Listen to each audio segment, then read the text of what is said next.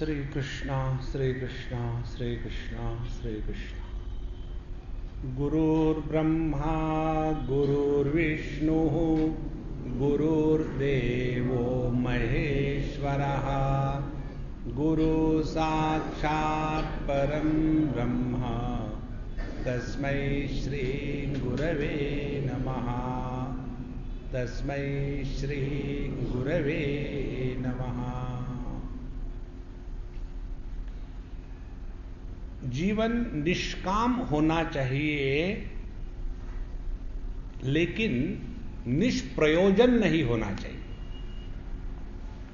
निष्काम और निष्प्रयोजन, इन दोनों को ठीक समझ लें। निष्काम माने स्वार्थ से प्रेरित न होवे,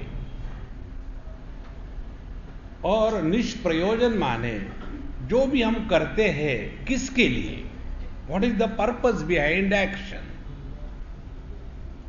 इसलिए पहले भगवद गीता के 6 अध्यायों में 2 बातें बताई है। पहली बात बताई है अपने कर्म के द्वारा अपने जगत को, अपने आप को साफ कर लेना। योगिनः कर्म कुर्वन्ति संगम त्यक्त्वा आत्मशुद्धये। कई बार ऐसा होता है कि देखो जी, हम कभी रिश्वत नहीं लेते, हम कभी झूठ नहीं बोलते, हम तो बड़े अच्छे हैं, हम तो बड़े ही सिंपल हैं, तो सो व्हाट। एक पत्थर भी नहीं कोई रिश्वत लेता, एक पत्थर भी किसी का बुरा नहीं करता। देखो, तो केवल अच्छाई अच्छाई अच्छाई को लेकर के हम अपने को धोखा देते हैं। अच्छाई किस लिए? और इसीलिए हमको उसका प्रयोजन समझना है। क्या प्रयोजन है? जैसे स्वास्थ्य ले लो। हमारा स्वास्थ्य अच्छा होना चाहिए। सुबह उठ करके कसरत करो, योगा करो, प्राणायाम करो, ऐसा ऐसा करो, बैठे बैठे ऐसे ऐसा करते रहो। क्या कर रहे? सत्संग सुन रहे। देखो, ये काहे के लिए? स्वास्थ्य किस लिए? ये बात हमारे दिमाग में एक बार बड़ी जबरदस्त प्रकट हुई जब हमने एक हमारी बूढ़ी अम्मा से मुलाकात करी। उसने जो हमको प्रश्न पूछा, हम उससे एकदम शॉक हो गया। शॉक ये पूछे, प्रश्न ये पूछे कि स्वामी जी, मैंने बहुत ट्राई किया। किसका ट्राई किया? मैं मांस खाती हूँ, मच्छी खाती हूँ, विस्की पीती हूँ, बियर पीती हूँ, पान खाती हूँ, तंबाकू खाती हूँ, बीड़ी पीती हूँ, फिर भी नहीं मरती। उसकी उम्र 106 साल की थी। अरे स्वामी जी, मैंने तो सब ट्राई कर लिया, मेरे सामने मेरे पोते मर रहे हैं, लेकिन मैं नहीं मर रही। अब मुझे समझ भी नहीं आ रहा मुझे कब तक जीना है। देखो भैया, इस समझ लो स्पष्ट, केवल स्वास्थ्य, केवल जीना, ये हमारे जीवन का प्रयोजन नहीं हो सकता। और जब जीवन में लक्ष्य स्पष्ट होता है, तब जीवन में गति आती है, जीवन में दिशा आती है, जीवन में आनंद आता है। और यह बताने के लिए भगवद गीता का 7वां अध्याय प्रारंभ होता है। तो कर्म के द्वारा एक ही करना है, हमारे अंतःकरण को शुद्ध करना है। जीवन से आलस्य, निद्रा, प्रमाद, इसको हटा देना है और हमेशा एकदम तैयार रहे। कोई भी कर्म करने के लिए जब उत्साह होता है ना, तब जीवन का लक्ष्य हमको मिल जाता है। जीवन का लक्ष्य नहीं होगा तो आपने देखा होगा ना, गर्मी की छुट्टियों में जब कुछ होता नहीं, परीक्षा, स्कूल वगैरह, तो बच्चों को बेटा उठो जल्दी, मम्मी उठ के भी क्या करेंगे। उस समय नींद थोड़ी आती है, क्योंकि जब लक्ष्य नहीं होता, उत्साह नहीं होता, तो आलस आता है, और जब आलस आता है तो जीवन में रस नहीं होता। तो इस प्रकार से कर्म का तात्पर्य जीवन में रस की निष्पत्ति करनी है। जीवन का प्रत्येक क्षण उत्साह से परिपूर्ण होवे। ऐसे नहीं कि गम उठाने के लिए मैं तो जिए जाता हूं, और मैं तो गम उठा रहा हूं, जो उठाया वही बांटूंगा। तो जब हम उत्साह से जीते हैं, अब दूसरी महत्व की बात, हमारे पास जोश हो लेकिन होश ना हो तो, होश रहित जोश इज इक्वल टू टेररिस्ट।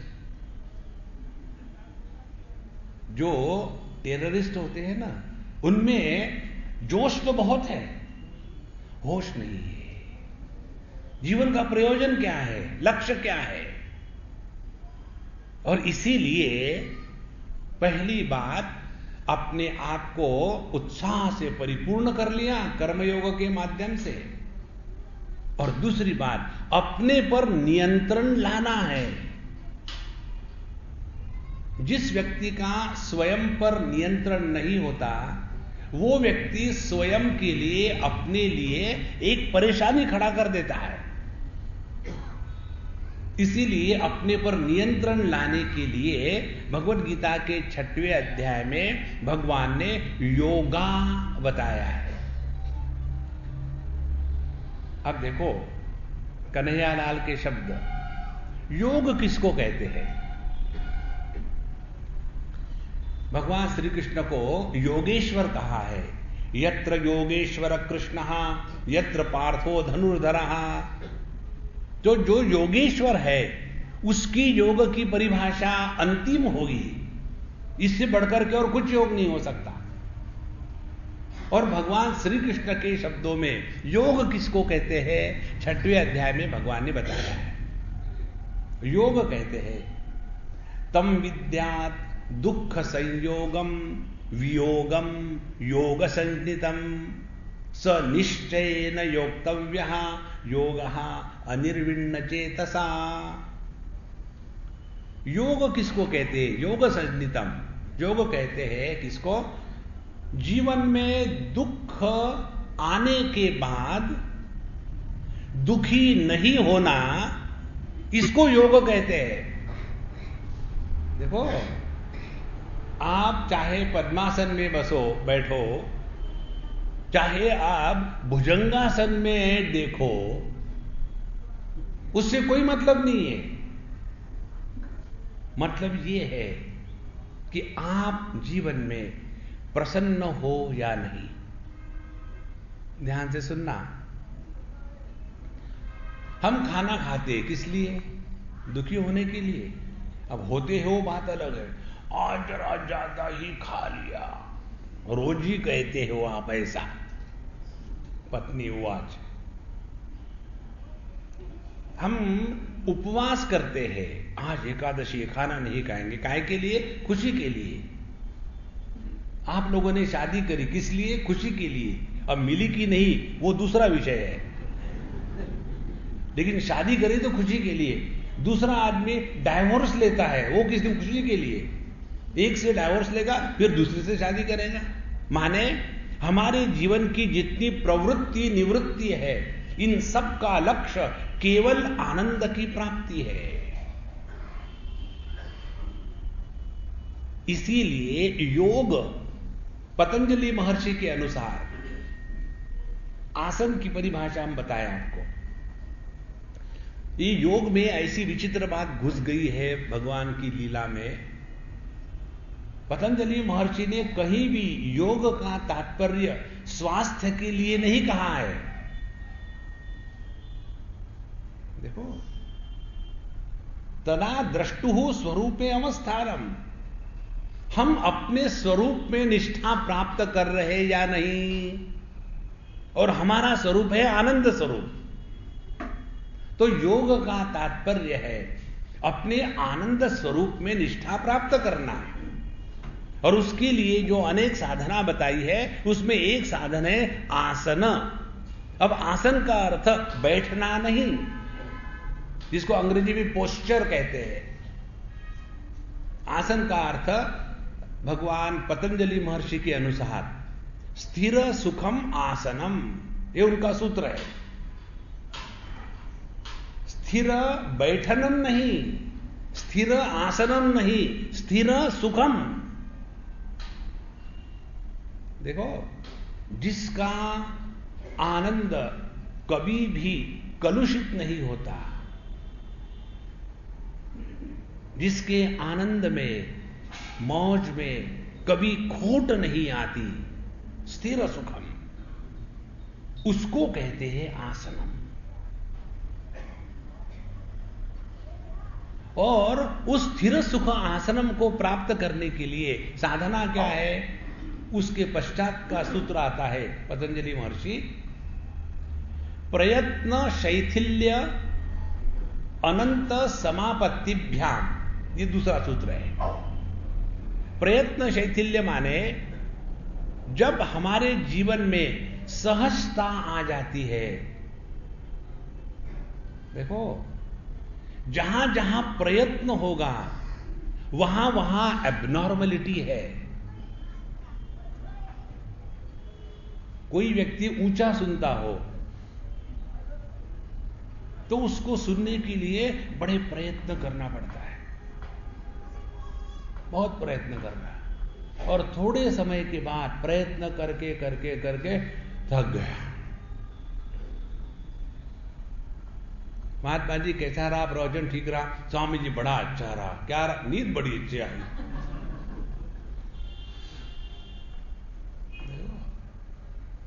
अच्छा, क्या सीखा प्रवचन में? क्या आप बहुत अच्छा बोलते हैं, ऐसा तो मैंने कभी सुना ही नहीं। क्या बोला है वो मत पूछो। देखो, कारण क्या है? ऊंचा सुनने के कारण बहुत प्रयत्न किए, प्रयत्न करने के कारण थकावट आई, थकावट आने के कारण जीवन का रस निकल गया, जीवन का रस निकल गया तो खड़े खड़े सो गए। देखो, इसीलिए जीवन में जब प्रयत्न कम से कम हो तब हम स्वस्थ होते हैं। अब हम अपने जीवन का स्वयं का उदाहरण देखें।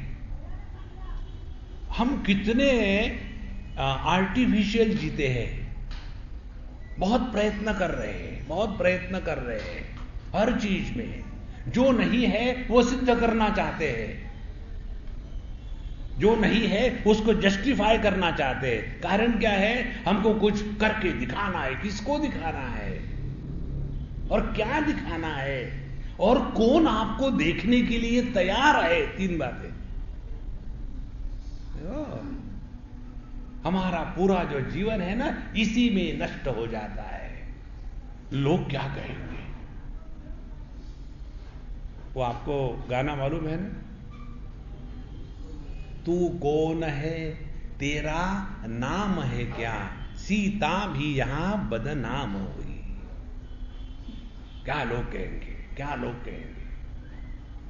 इसलिए जीवन में सहजता तब आती है, प्रयत्न शैथिल्य, जब अनंत समापत्तिभ्याम, अनंत माने परमात्मा, जब हम परमात्मा में अपने मैं को मिला देते हैं तब जीवन में सहजता आती है, प्रेम आता है और कार्य कारण के परे चले जाते हैं। ऐसा जो व्यक्ति है, his life is an expression of spontaneity. उसमें किसी प्रकार की प्रयत्न की परेशानी नहीं है, और इस अनंत के साथ जुड़ने के लिए भगवान 7वें अध्याय से नया प्रसंग प्रारंभ करते हैं। तो हमने योग के द्वारा अपने मन को इधर उधर भटकने से रोक लिया और यहां एक बहुत सूक्ष्म विचार है, ध्यान से सुनना। योग कहता है पतंजलि महर्षि, योगः चित्तवृत्ति निरोधः। हम अपने चित्तवृत्तियों के कारण दुनिया में भटकते हैं। जितना हमारे मन पर विचारों का बोझा होगा, उतना हम अपने से दूर चले जाते हैं। देखो, कोई व्यक्ति अपने घर से नीचे उतरा, उतरने के बाद कार में जाके बैठा, तो कार में आदमी किस लिए बैठता है? घर से दूर जाने के लिए। इसी प्रकार से जहां हम विचारों की कार में जाके बैठे, विचारों की कार को कहते हैं अहंकार। और जब इस विचारों की कार में जाके बैठे तो हम अपने से दूर चले जाते हैं, दूर चले जाते हैं, दूर चले जाते हैं। सुषुप्ति अवस्था में जब हम खर्राटे मारते हैं, उस समय एक भी विचार नहीं होता। उस समय हम अपने स्वरूप के साथ होते हैं। ध्यान से सुनना, उस समय हम व्यक्ति नहीं होते। उस समय हम स्त्री नहीं, पुरुष नहीं, जवान नहीं, बूढ़े नहीं, अमीर नहीं, गरीब नहीं, पंजाबी नहीं, सिंधी नहीं। देखो, सब की सब जो छोटे दायरे में हम बंधे हैं ना, हम छोटे दायरे से निकल जाते हैं। और ये छोटे दायरे में रहना, यही तो जीवन का दुख है। एक छोटा सा कमरा हो, उसमें कोई एक कोने में चूहा मरा पड़ा हो, तो पूरे कमरे में बदबू आएगी। और खुले आकाश में चाहे दुनिया सड़ रही हो, कुछ नहीं फर्क पड़ता। इसी प्रकार से जब तक हम इन विचारों के बंधन में, विचारों के मकानों में फंसे रहेंगे, तब तक के जीवन में आनंद का अनुभव नहीं आता। और इस जगत से हम इतने थक जाते हैं, इतने ऊब जाते हैं कि आखिर में सबका त्याग कर दिया। सोते हैं माने करते क्या है? नींद माने टेम्पररी मृत्यु। सब छोड़ छाड़ दिया, ऑफिस छोड़ दिया, मकान छोड़ दिया, खिड़कियां बंद कर ली, सब छोड़ दिया, रजाई ओढ़ ली। आप बात मत करो, बात मत करो, सोना सोना सोना। उसके बाद सोना है, यह प्रयत्न भी छोड़ दिया। खर्र शुरू हो गए। तो सोते हैं माने क्या करते हैं? हम इस जगत का त्याग करते हैं। जगत तो वहां के वहां है, जगत का नहीं त्याग होता, जगत तो वही है। फिर होता क्या है? इस जगत के साथ जो हमारा मन के वृत्तियों के साथ संबंध आता है, वो संबंध टूट जाता है। जहां वो संबंध टूट गया, एकदम साउंड स्लीप। स्लीप अपने लिए, साउंड सबके लिए।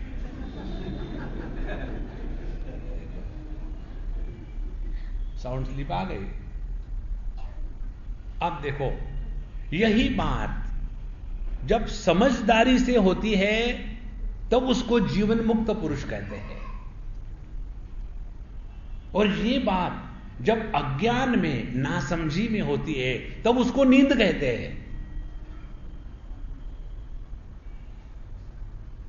जो जीवन मुक्त पुरुष है, वो इस जगत में ऐसे ही रहते हैं जैसे नींद वाला व्यक्ति इस जगत में रहता है। नींद वाला व्यक्ति कैसे रहता है? जगत की अनेकता, भेद, डिफरेंसेस, इसका उस नींद वाले व्यक्ति पर कोई प्रभाव नहीं पड़ता।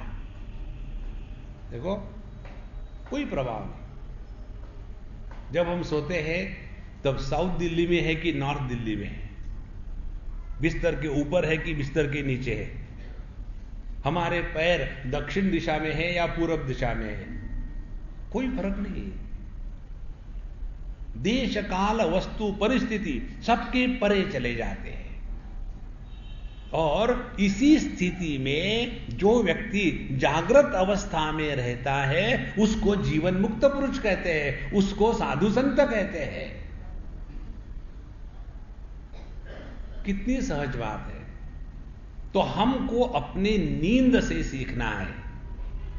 हम नींद में क्या करते हैं? पहली बात, सब करना छोड़ देते हैं। जितने समय तक आप सोने का प्रयत्न करो तब तक आपको नींद नहीं आती। तो अपने आप को उस अनंत के साथ एक करना है जागृत अवस्था में। उसको कहते हैं भक्ति। और उस अनंत के साथ अपने को एक करना है चुपके चुपके, उसको कहते हैं समाधि। उस अनंत के साथ एक करना है अपने आप को अज्ञान में, उसको कहते हैं नींद। एक ही बात है। चाहे आप नॉन वेजिटेरियन खाओ या वेजिटेरियन खाओ या नेचुरोपैथी के जैसे भैंस के जैसे घास खाना शुरू करो, प्रयोजन केवल क्षुधा शांति भूख को मिटाना है। इसी प्रकार से चाहे नींद रहे, चाहे समाधि रहे, चाहे भक्ति रहे, इन तीनों सिद्धांतों में अपने आप को इस छोटे दायरे से हटा करके सब में बिखेर देना है। ध्यान से सुनना। अभी मुझे किसी ने होम्योपैथी की गोली दी। होम्योपैथी आप जानते हैं ना, साबूदाना की खिचड़ी। एक बार एक सज्जन ने हमको होम्योपैथी दी तो हमने देखा और खा लिया।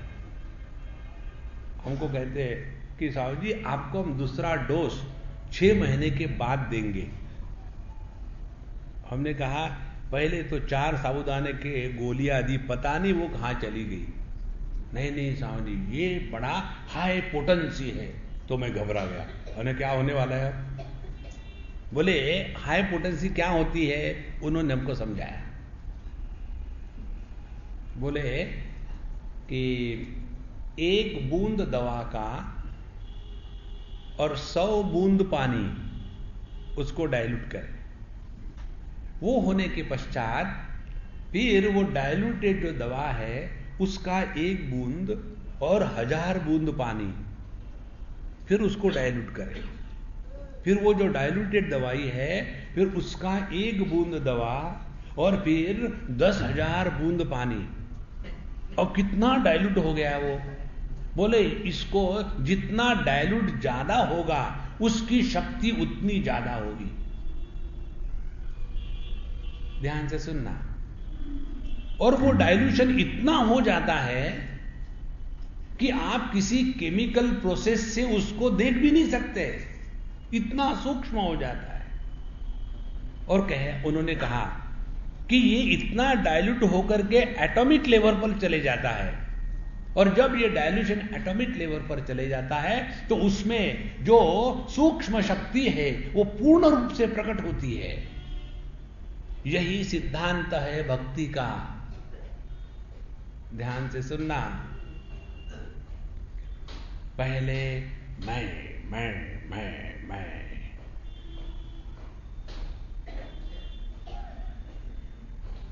एक अम्मा ने मुझे एक कविता लिख के भेजी थी। बोले स्वामी जी मैं बड़ी परेशान हूं और इस परेशानी में मैंने एक कविता लिखी है। हमने कहा तुम हिंदी सिनेमा की एक्ट्रेस हो क्या? क्योंकि जब आदमी दुखी होता है तो हिंदी सिनेमा में गाना गाता है। दुखी आदमी को गाना कैसे आता है आज तक मुझे समझ में नहीं आया। तो उसने लिखा था कि स्वामी जी, पहले मैं ही मैं, फिर शादी हो गई, फिर तू ही तू, फिर कुछ साल गए, फिर कभी मैं, कभी तू, और कुछ साल गए, फिर तू मैं तू, स्पीड बढ़ गई।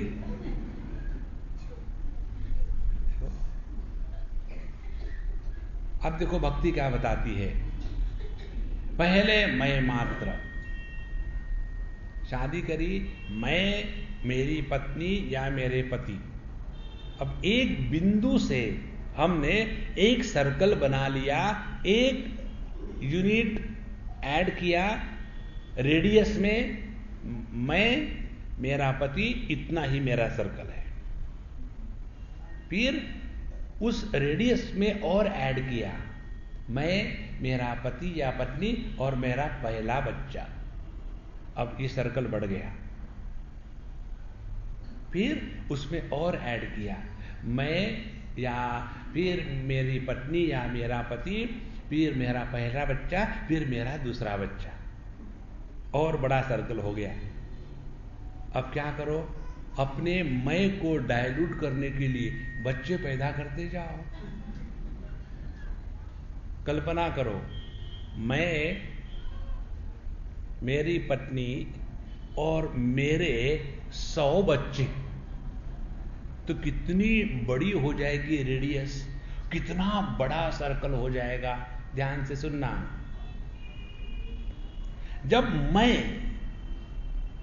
अनंत के साथ जुड़ेगा, माने जब मैं अनंत के साथ जुड़ा, तो उसका सर्कल कितना बड़ा होगा। वो सर्कल होगा कि जिसको मध्य बिंदु है, लेकिन जिसको सरकमफरेंस नहीं है। देखो, जिस मध्य बिंदु के साथ सरकमफरेंस नहीं होता, उसको परमात्मा कहते हैं। जिस मध्य बिंदु के साथ एक सरकमफरेंस, एक सर्कल होता है, उसको संसारी कहते हैं। देखो, भक्ति का सिद्धांत यही है, होम्योपैथी का सिद्धांत। अपने आप को इतना डाइल्यूट कर दे कि मैं रहा ही नहीं। इसको करने के लिए हमें परमात्मा के बारे में जानकारी चाहिए। बिना जानकारी के तो हम रोज करते हैं, माने रोज सोते हैं। सोने के द्वारा परमात्मा की प्राप्ति नहीं होती, समझने के द्वारा होती है। तो सत्संग हम जो करते हैं, वो अपने समझ को ठीक करने के लिए। जितने दुख है वो नासमझी के है। देखो, अभी हम गए थे एक मैनेजमेंट इंस्टीट्यूशन में लेक्चर के लिए, वैलेंटाइन डे पर। अब सब जवान लड़के लड़कियां हाहू, और उनके बीच में खूसट बाबा जी। तब जब उन सब ने देखा कि पूरा वैलेंटाइन डे स्पॉइल कर दिया, किसको ले आया, दड़ियल को। अब हमको तो उनके साथ मैच करना है। हमारा कैसा है, पानी तेरा रंग कैसा, जिसमें मिलाया वैसा, अपना कुछ नहीं है। तो जब हम उन जवान लड़के लड़की के बीच में गए, हमने कहा अब इनको हिलाना चाहिए, तब ये सुनेंगे, नहीं तो शुरू हो जाएगी। तो हमने कहा, देखो, मैनेजमेंट के MBA के students, management is a science meant for man. देखो, management is a science meant for man, for women it is mismanagement. देखो, तो हमें समझ लेना है स्पष्ट रूप से कि ये जो मैं है, क्या ये मैं पर हेड एक अलग अलग है, जहां एक मैं है जो सभी हेडों से अभिव्यक्त हो रहा है। हम कई जगह जाते हैं, लोग हमको प्रश्न पूछते हैं, स्वामी जी एक्सक्यूज मी आप कहां रहते हो? हम उनको सच बताते हैं, यही एक वाक्य हम सच बोलते हैं, बाकी सब झूठ है। आप स्वामी जी कहां रहते हैं? हम कहते हैं आपके दिल में। नहीं नहीं सच सच बताओ। अरे झूठ बता रहे हैं। तो यह जो मैं पर हेड वन होगा तो अनेकता होगी। सभी हेडों में से एक ही मैं प्रकट हो रहा है, तो अनेकता के कारण मन में क्लेश नहीं आएंगे। ध्यान से सुनना। हमको उन्होंने पूछा, स्वामी जी आपका हेडक्वार्टर कहां है ये बताओ, ये मत बताओ आप दिल में रहते हो, हेडक्वार्टर कहां है? हमने कहा देखो जी हमारा फुल हेड होता है, क्वार्टर हेड नहीं होता। जिनका क्वार्टर हेड होता है ना, एक दिल के टुकड़े हजार हुए, कोई यहां गिरा कोई वहां गिरा। हाँ हमारे दिल के टुकड़े नहीं हुए। तो यह जो मैं हम सब कहते हैं, इस मैं को उसको छोटे दायरे से हटा करके संपूर्ण के साथ मिला देने की जो प्रक्रिया है उसको कहते हैं भक्ति योग। जब यह भक्ति समझदारी से होती है तो उसमें दुराग्रह नहीं होता, और जब यह भक्ति नासमझी से होती है तो उसमें दुराग्रह होता है। दुराग्रह माने ऑब्सेशन।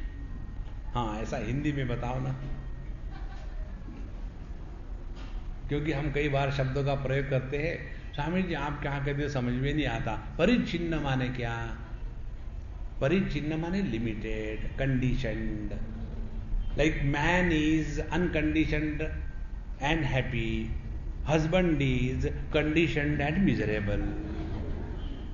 तो पति परिच्छिन्न है। परि माने परि नहीं, परि माने चारों तरफ से, छिन्न माने छिन्नी से घाव मार मार करके उसको अच्छे खासे ब्रिगेडियर से एकदम बिल्ली बना दिया है, उसको कहते हैं परिच्छिन्न।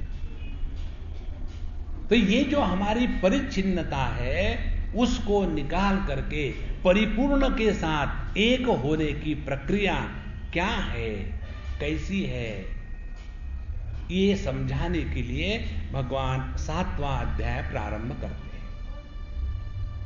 6वें अध्याय के अंत में जाकर के भगवान ने कहा था, योगिनामेव सर्वेषां मद्गते नान्तरात्मना श्रद्धावान भजते यो माम समे युक्त तमो मतः। योगिनाम अपि सर्वेषाम, ये शब्द मेरे नहीं है, कन्हैया के है। सभी योगियों में, दुनिया के जितने भी योगी हैं, योगियों में भी, सब में जिसका मन मुझ में लगा है वही श्रेष्ठ योगी है। देखो हमने अपने अंतःकरण को जितनी ड्यूटीज है वो पूरी करके शांत कर लिया। योगा के द्वारा हमने अपने आप को नियंत्रण में ला लिया। अब हमारे मनीराम भटकते नहीं। अब सवाल ये है कि ऐसा जो शुद्ध और स्वतंत्र मन है, अब इसको लेके करोगे क्या? देखो अभी हम गए थे सोनीपत, तो वहां की जितनी खेती की जमीन थी अब वो मकानों के लिए बेच रहे हैं। पहले उनको खेती में 1 एकड़ में 5,000 10,000 आते होंगे महीने, साल भर में मेहनत करके। अब उन्होंने अपने 2-4 एकड़ इकट्ठे बेच दिए और उनके पास सडनली पैसा आ गया है 80 लाख, 1 करोड़। अब सवाल ये है, इतने पैसे का करेंगे क्या? देखो, सडनली क्या करेंगे? और फिर आदमी बौला जाता है, पागल हो जाता है, क्योंकि जो सडन प्राप्ति होती है ना, उसको सहने के लिए बड़ी शक्ति चाहिए। एक बार एक सज्जन अपने दोस्त के यहां गए, उनका दोस्त डॉक्टर था। तो बोले कहे भाई कैसे हो रहा? ठीक ठाक चल रहा। तो डॉक्टर कहते यार मैं आज बड़ा परेशान हूं। अरे तुम डॉक्टर हो क्यों परेशान हो? तुम्हारे कारण तो पेशेंट परेशान है, तुम काहे को परेशान हो? बोले मैं परेशान इसलिए हूं कि मुझे एक समस्या सामने आ गई। क्या समस्या है? पता नहीं इसको कैसे करूं, बताओ तो सही मुझे। बोले देखो, किसको बताना मत। बोले नहीं बताएंगे। मेरे पत्नी का लॉटरी का 4 करोड़ का टिकट लग गया है। अब उसको मैं कैसे बताऊं? उसको यदि बताया तो वो शॉक आके मर जाएगी, मैं जानता हूं। अब उसको कैसे बताओ? मेरी यही समस्या है। बोले तू फिक्र मत कर यार, मैं देख लूंगा। और ये सीबीआई थे। सीबीआई मालूम है ना? Chronic bachelor individual. ये महात्मा जी सीबीआई थे। पहुंच गए। भाभी जी कैसे चल रहा है, क्या चल रहा है? चाय पानी पिलाओ, पकौड़े विकोड़े खिलाओ जरा, कुछ बहुत दिनों से बाद आए। अच्छा भैया आ जाओ। बैठे। अब भाभी चाय बना रही है, अब ये चाय पी रहे, चुस्की ले रहे, पकौड़े खा रहे। भाभी ये बताओ, तुम मुझसे प्यार करती हो? बोले बिल्कुल भैया, ये क्या पूछने की बात है? बोले समझो तुमको 4 करोड़ की लॉटरी लग गई तो तुम क्या करोगी? बोले आधा मैं तुमको दूंगी। ऐसा उसने कहा और इसको हार्ट अटैक आके मर गया।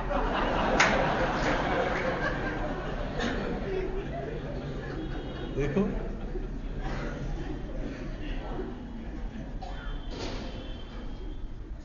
तो जब हमने अपने आप को कर्म के द्वारा शुद्ध कर लिया, योग के द्वारा डिसिप्लिन कर लिया, और उसके कारण हमारी जो शक्ति भोग में, दुनिया में, द्वेष में, काम में, क्रोध में जो नष्ट होती थी, वो सभी की सभी शक्ति अब इकट्ठी हो गई है।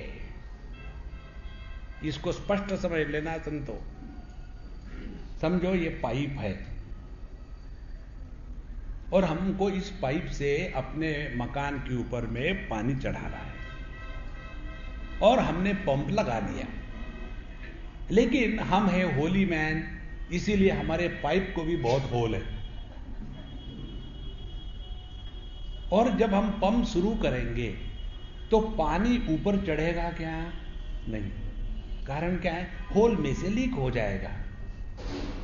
और यदि हमने ये सब होल बंद कर दिए हो तो पानी फटाफट से ऊपर चढ़ेगा।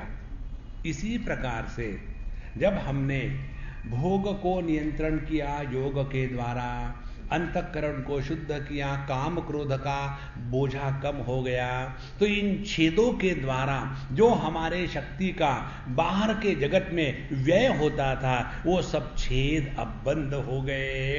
अब पूरी की पूरी शक्ति उपलब्ध है। अब उस शक्ति का करोगे क्या? देखो, जब ये बात समझ में नहीं आती है ना, तब आदमी क्या करता है? तब उस शक्ति को लेकर के भिन्न प्रकार की सिद्धियां जागृत करता है। ये बड़ा योग करेंगे। और इस संयमित मन को, योग शास्त्र में इसका पूर्ण वर्णन आता है। इस संयमित मन को भिन्न भिन्न स्थानों पर यदि एकाग्र करे, यदि धारणा धरे, तो उस मन में जो सुप्त शक्तियां है वो प्रकट होने लग जाती है। एक उदाहरण बताऊं आपको समझाने के लिए। यदि संयमित मन को हमने नासिकाग्र पर संयमित किया तो हम में गंध संवित जागृत हो जाता है। गंध संवित का तात्पर्य है हम केवल संकल्प से किसी भी वस्तु में कोई भी गंध निर्माण कर सकते हैं, क्योंकि वो शक्ति हम सब में है, वो शक्ति प्रकट होने लग जाती है। तो जब व्यक्ति के पास ये शक्ति इकट्ठी हो गई, उसका विनियोग कैसे करना है ये मालूम नहीं हुआ तो व्यक्ति इस सिद्धियों के पीछे लग जाता है। और महत्व की बात, आपके पास 2 पैसे जब ज्यादा हो जाते हैं तब मुझे लगता है ये कार जरा छोटी लग रही है, होंडा ले लिया जाए। अभी तक तो उसी कार में जा रहे थे, अब जेब में थोड़ा ज्यादा पैसा हो गया, उसके कारण जेब को खुजली आ गई, तो फिर बड़ी कार चाहिए और पैसा आ गया।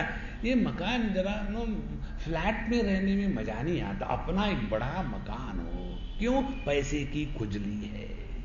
इसी प्रकार से जब हम में दिव्य शक्तियां जागृत हो जाती है ना, तब उसको जब तक प्रदर्शित नहीं करेंगे तब तक के शांति नहीं मिलती। और आप देखेंगे ऐसे जो महात्मा है ना, उनके पास जाने के लिए भीड़ बहुत होती है, लेकिन लोग डरते हैं, कहीं ये महात्मा जी शाप न दे दे, कहीं वे आशीर्वाद न दे दे, क्योंकि उनमें शक्तियां प्रकट हुई है। ध्यान से सुनना, पहले जो हमारे मन की शक्ति विषयों में, भोग में, काम क्रोध इत्यादि विषयों में नष्ट होती थी, उस शक्ति को हमने साधना के द्वारा एक किया, और एक करके किया क्या? वही बात, फिर किसी को शाप देने में लग गए, किसी को आशीर्वाद देने में लग गए, वह शक्ति फिर नष्ट हो रही है। खूब पैसा कमाया और फिर चलो रेस खेलते हैं, और फिर रेस खेलने में लग गए और सब चौपट। इसी प्रकार से हमने कर्म योग के द्वारा अपने मनस शक्ति को एकाग्र किया। आप इस मन को परमात्मा में लगाना है, इस मन को प्रभु में लगाना है। इस जगत में कोई किसी का भला नहीं कर सकता, कोई किसी का बुरा नहीं कर सकता। ये सब जो चल रहा है ना, ये प्रभु की लीला है। हमको किसी में कोई दखल लेने की कोई आवश्यकता नहीं। 6वें अध्याय में भगवान कहते हैं, उद्धरेदात्मनात्मानम नात्मानम अवसादयेत, आत्मैव आत्मनो बंधु आत्मैव रिपुरात्मनः। हम जो इस दुनिया में आए हैं अपना उद्धार करने के लिए आए हैं, और अपना उद्धार होगा तब जब हम अपने आप को परमात्मा में मिला देंगे, तब, अन्यथा नहीं। जैसे कोई भी नदी निकले अपने उद्गम स्थान से, जब तक कि वो समुद्र में जाके नहीं मिलती तब तक कि उसको शांति नहीं है। इसी प्रकार से हमें इसी जन्म में प्रभु को पहचानना है, ये जीवन का लक्ष्य है।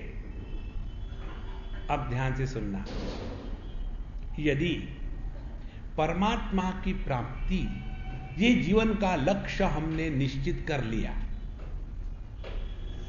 अब उसके बाद आपके मन में क्या प्रश्न आएगा कि वो परमात्मा कौन है, उसको प्राप्त करना माने क्या, उसके प्राप्ति के साधन क्या है, ये प्रश्न अपने आप आ जाएंगे। देखो, जैसे कई बार हमको लोग कहते हैं, स्वामी जी हमको आपके उस कैंप में आना है, ना आ जाओ। उसके बाद प्रश्न आते हैं, वहां कैसे पहुंचे, ट्रेन जाती है क्या, हवाई जहाज जाता है क्या, बस जाती है क्या, कितना डिस्टेंस है, अपने आप उसके बाद प्रश्न आ जाते हैं। माने हमारे जीवन की जो मूल भूल है वो यही है, हमने आज तक अपने जीवन के लक्ष्य को निर्धारित नहीं किया है। जीवन का लक्ष्य जगत में बहुत कर्म करके पसीना निकालना नहीं है। जीवन का लक्ष्य अपने माध्यम से परमात्मा को प्रकट होने देना है, ये लक्ष्य है। और उसके लिए हमें इस 7वें अध्याय में भगवान कहते हैं, मय्यासक्तमना पार्थ योगम युञ्जन्मदाश्रयः असंशयं समग्रं मां यथा ज्ञास्यसि तच्छृणु। मई आसक्त मना, तो पहले हमारे जीवन का लक्ष्य हो गया है मई आसक्त मना, जिसने अपने मन को परमात्मा में लगा करके, परमात्मा को छोड़ करके और किसी के प्रति हमारे मन में आकर्षण नहीं है, ऐसे व्यक्ति के लिए ये कहा जा रहा है। उस दिन हम राधा कृष्ण मंदिर में गए थे, ये बात बताई थी। देखो, एक होता है साधन और दूसरा होता है लक्ष्य, साध्य। ये जो संसार है जिसमें हम रहते हैं ना अपने बीवी बच्चों के साथ, ये तो साधन है, लक्ष्य है परमात्मा की प्राप्ति। लेकिन हम कच्चे गुरु के चेले नहीं। हम चले जाते हैं भगवान के मंदिर में, भगवान नोटपैड निकालो, लंबी लिस्ट है, जितना लंबा नमस्कार उतनी लिस्ट लंबी होती है। और फिर ये करना है, वो करना है, ऐसा करना है, वैसा करना है, ये टक टक टक टक टक टक, अरे भूल गए, एक और लिख ले। देखो, माने ये दुनिया बन जाती है लक्ष्य, और इस दुनिया के लक्ष्य को प्राप्त करने के भगवान बन जाते हैं साधन।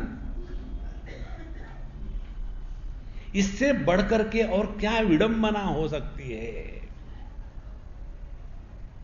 इसलिए पहले अपने मन में ये निर्णय लेना है कि जीवन का लक्ष्य प्रभु की प्राप्ति है। अब वो प्रभु क्या है आगे जाके देखेंगे। तो मई आसक्त मनाहा, लेकिन ये केवल चाहने मात्र से नहीं होता, उसके लिए मेहनत करनी पड़ेगी। योगम युंजन, ऐसे नहीं अच्छा भगवान हम आपको चाहते हैं, हाँ अब क्या करें, ऐसे कुछ नहीं होता। योगम युंजन, यदि हमारी अंतःकरण में प्रभु की चाह होगी तो उसके लिए प्रयत्नशील होना है। और ये समझ लेना है, ध्यान से सुनना, ये समझ लेना है, प्रयत्न के द्वारा परमात्मा नहीं मिलते। ये समझने के लिए प्रयत्न करना है। देखो, अन्यथा क्या होगा। देखो, न कर्मणा न प्रजया धने न त्यागे नैके अमृतत्व मानसो, कर्म के द्वारा, प्रजा के द्वारा, धन के द्वारा परमात्मा नहीं मिलते, इसीलिए हमने सब कुछ छोड़ दिया है, अब पड़े। ये साधना नहीं है। साधना में सीखना है। क्या सीखना है? पहले प्रयत्न करो, प्रयत्न करके ये समझे कि जीवन की जो सफलता है ये प्रयत्न के साथ प्रभु का जब अनुग्रह होता है तब होती है। एक बार एक लड़का परीक्षा में फेल हो गया और बड़ा दुखी था। तो उसने अपने दोस्त के मार्क देखे, तो उस दोस्त को यूनिवर्सिटी ने 3 ग्रेस मार्क देकर के पास कर दिया था। अब इसको गुस्सा आया, अच्छा तुमको ग्रेस मार्क देके पास किया है, मुझे नहीं दिया, मुझे मालूम है हम ऐसे हैं वैसे हैं, इसीलिए हमको नहीं दिया है, अब हम कोर्ट में केस करेंगे। उसने कोर्ट में केस करी यूनिवर्सिटी पर। जब हमारे दोस्त को ग्रेस मार्क दे करके यूनिवर्सिटी पास कर सकती है तो मुझे ग्रेस मार्क क्यों नहीं मिले? तो कोर्ट में सुनवाई हुई बताओ भाई तुम्हारा क्या पक्ष है? देखो इस स्टूडेंट की ये मार्कशीट है, इसको यूनिवर्सिटी ने ग्रेस मार्क दिए। कितने ग्रेस मार्क दिए? उसको 47% मिले थे, 3% मार्क दे करके उसको यहां से पास कर दिया। हाँ ठीक है, अब तुम अपनी मार्कशीट दिखाओ। उसके मार्कशीट में 3 मार्क मिले थे और वो चाहता है यूनिवर्सिटी को ग्रेस मार्क देने में उसकी जेब से क्या जाता है, और मुझे इसलिए नहीं दिए कि कह शुरू। देखो यूनिवर्सिटी आपको ग्रेस मार्क तब देगी जब आप ग्रेस मार्क को हासिल करने के लायक बनोगे तब। केवल 3 मार्क मिलने से कोई लायक नहीं होता। इसी प्रकार से परमात्मा का अनुग्रह हमारे जीवन में तब आता है कि जब हमने लक्ष्य निश्चित करने के बाद उसके लिए प्रयत्न भी किए हैं तब। अन्यथा कई बार भक्ति का नाम लेकर के हम बहुत ही आलसी बन जाते हैं। ये बहुत महत्व की बात है। आलसी व्यक्ति को परमात्मा नहीं मिलते। तो मैया सक्त मना, लक्ष्य स्पष्ट हो गया। योगम युंजन, उसने अब इस साधना के लिए पूर्ण रूप से अपने आप को लगा दिया। अब साधना क्या है हम आपको शॉर्ट में बताते हैं। पहली बात, जीवन में आलस्य, निद्रा और प्रमाद, इन तीनों को हमेशा के लिए हटा देना है। जीवन में जब आलस होता है ना तो जीवन में रस नहीं होता। अब इसलिए उठ रहे हैं कि अब कोई चाह रहा ही नहीं, अब चाय पी रहे, अब सामने आ गए तो ना क्या गए पी रहे। अरे let us not be buffaloes. जब भी मैं बफेलो देखता हूं ना तो मुझे हमेशा लगता है कि क्या हमारा जीवन इसके जैसे तो नहीं है। जहां भी गए खड़े, यहां कोई भी आके दूध निकाल रहा, क्या फर्क पड़ता है? That is not our life. जीवन में उत्साह हो, लक्ष्य हो और उस लक्ष्य के प्राप्ति के लिए प्रयत्न हो, तब हम मनुष्य हैं। केवल मरने के लिए जीना यह मनुष्य का जीवन नहीं है। योगम युंजन। और जब हम अपनी साधना करेंगे तो साधना में क्या है? पहले आलस्य, निद्रा, प्रमाद को हटा देना। इसको हटा देने के लिए जीवन में नियम होने चाहिए। पहला नियम, सुबह सूर्य उदय के पहले गायत्री का 108 का जप करना है। उसके सिवा बेड टी नहीं पीनी। जो बेड टी पीते हैं अगले जन्म में बेड बग बन जाए। आलस आलस आलस, लेजी। तो जब नियम लगा लेंगे, देखो आलस चला जाएगा जीवन से। दूसरी बात, जब नियम लगा लेते हैं तब सामने ये नहीं अब क्या करेंगे, अब क्या करेंगे। हाँ, यू आर ऑलरेडी फिक्स। देखो हम जहां भी जाते हैं ना, जैसे अभी यहां पदम के यहां है, तो हमारे मन में कभी भी ये विचार नहीं आता कि हमको कहीं वापस जाना है। हमको तो आगे ही जाना है, वापस कहीं नहीं जाना। और इसी के कारण ये खुश होते हैं, क्योंकि आने के पहले इनको मालूम होता है हमारे जाने की तारीख। और जैसे जैसे दिन बढ़ते हैं वैसे वैसे ज्यादा खुश होते हैं। पहले 7 दिन, स्वामी जी आ गए। 6 दिन बचे हैं, स्वामी जी आ गए। 5 दिन बचे हैं, स्वामी जी आ गए। 4 दिन बचे, स्वामी जी का जाने का टाइम आ गया। और खुशी बढ़ती है, खुशी बढ़ती है। आखिरी दिन देखो इतने खुश होते हैं कि चला गया। देखो इस दुनिया में रहना है ना तो ऐसे रहो, ऐसे नहीं कि आए और टिके। टिकाराम मत बनो। देखो, योगम युंजन मदाश्रया। जब हमारे सामने लक्ष्य है, हमको यहां से वहां, वहां से वहां, वहां से जाना है, फिर सवाल कहां है कहीं चिपकने का। इसी प्रकार से यदि हमारे सामने लक्ष्य है, सुबह उठ करके नहा धो करके गायत्री का जप करना है, तुलसी को पानी देना है, मंदिर में मत्था टेकना है, शिव जी के ऊपर में पानी डालना है, ये नियम हो गए, तो आपको अब उठ के मैं क्या करूं, ये चक्कर ही नहीं, because you are already fix. देखो,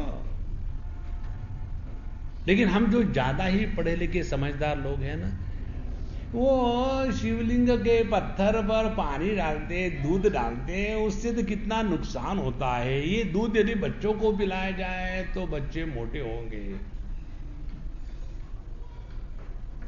ये बेवकूफी की पराकाष्ठा है। देखो, इसीलिए योगम युंजन का तात्पर्य है जीवन में से आलस्य निद्रा प्रमाद को हटाने के लिए कुछ नियम बना ले। दूसरी बात, एक ग्रंथ का नित्य पाठ होना चाहिए। रामचरितमानस रोज 10 चौपाइयां पढ़नी है, 5 चौपाइयां पढ़नी है। भगवत गीता, उसका एक एक श्लोक का अध्ययन करना है। भगवान का नाम जप करना है। दिन हफ्ते में कम से कम एक कोई ऐसा मंदिर हो जहां जाके मत्था टेकना है। देखो, आप में इतना परिवर्तन आ जाएगा कि जीवन से आलस्य निकल जाएगा। पहली बात। दूसरी बात,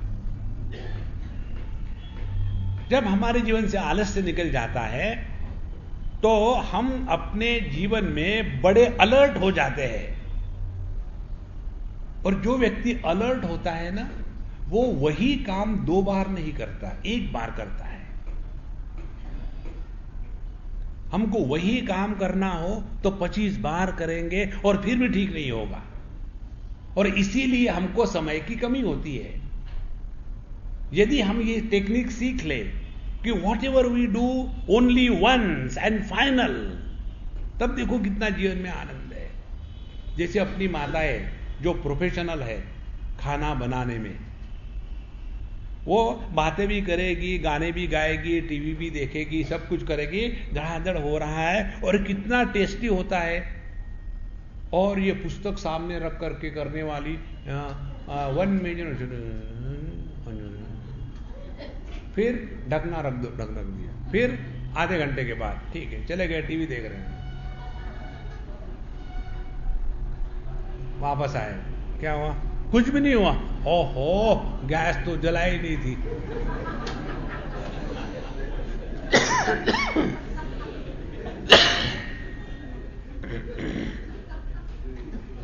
योगम युंजन, जीवन एकदम अलर्ट हो जाता है।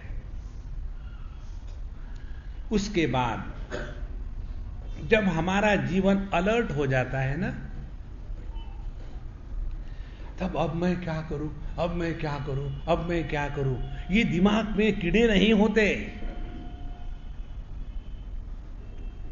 जब हमें साधना के बारे में किसी अन्य को पूछना पड़ता है, तब समझ लेना अभी अंतःकरण शुद्ध नहीं हुआ है।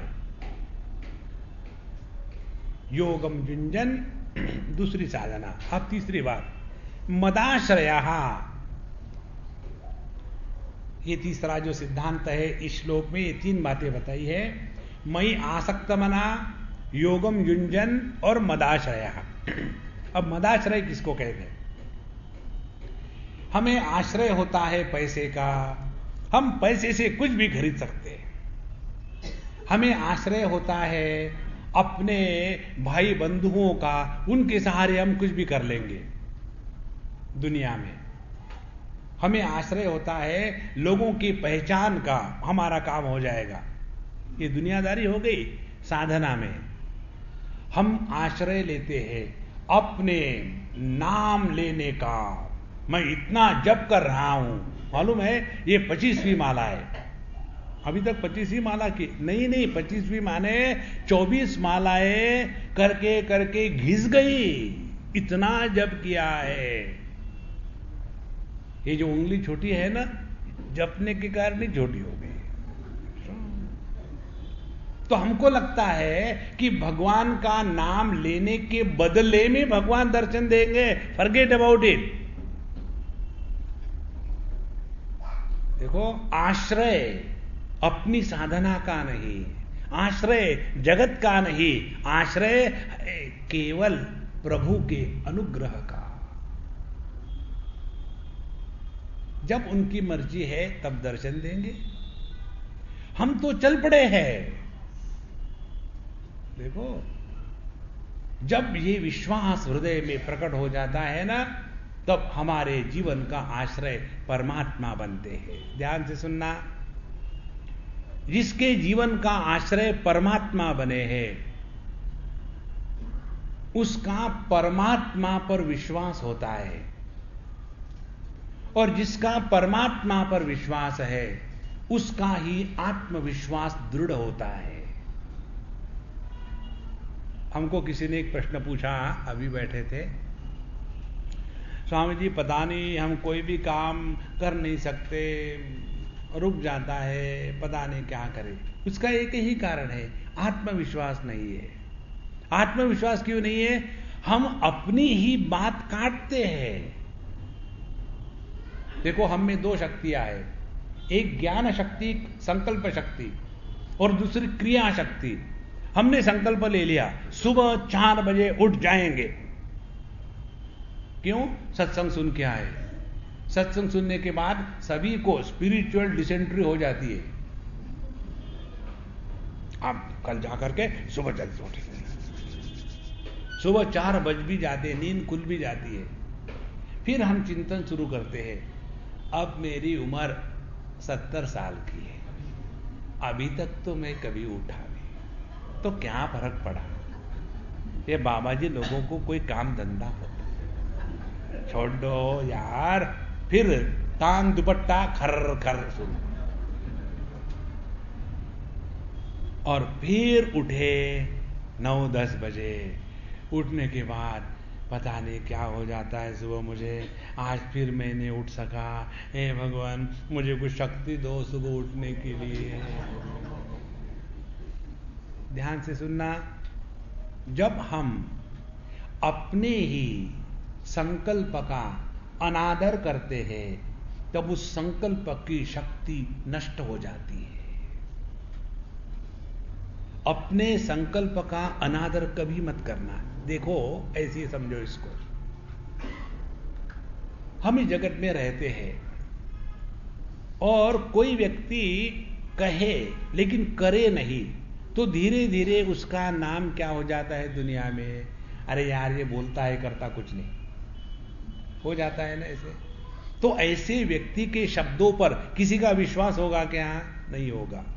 इसी प्रकार से हमारे जो संकल्प है ना, हम ही अपने संकल्पों का अनादर करते हैं। धीरे धीरे धीरे धीरे हम समझ लेते हैं संकल्प तो उठते ही है, अपने को क्या है। जिसके संकल्प की शक्ति नष्ट हो गई है उसका आत्मविश्वास 0 हो जाता है। देखो, इसीलिए इस बात को छोटी मत समझ लेना। जो आप निर्णय लेते हो ना, उस पर डटे रहो। Don't bother about the world. साधना आप कर रहे हो तो उसका प्रभाव, उसका लाभ आपको मिलेगा, दुनिया को नहीं मिलेगा। समझो आपने किसी को टाइम दिया है, इतने बजे हम वहां आएंगे, अब वो आए ना आए आपको पहुंचना है।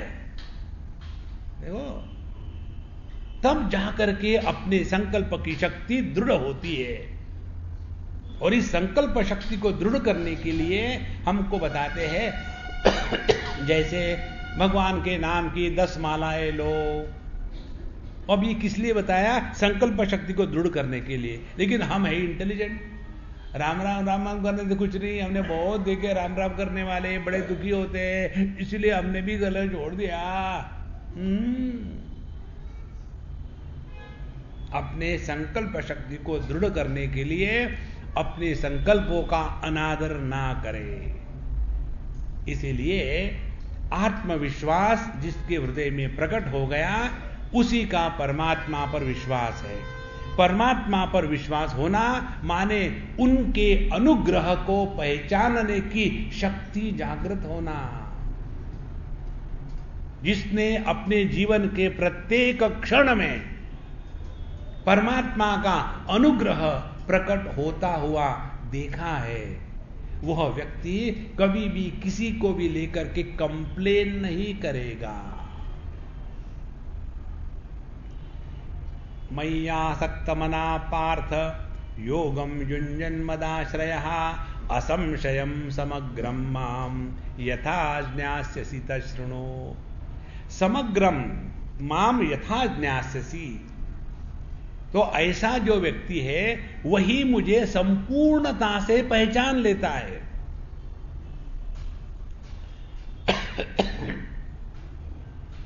ध्यान से सुनना। हम लोगों के मन में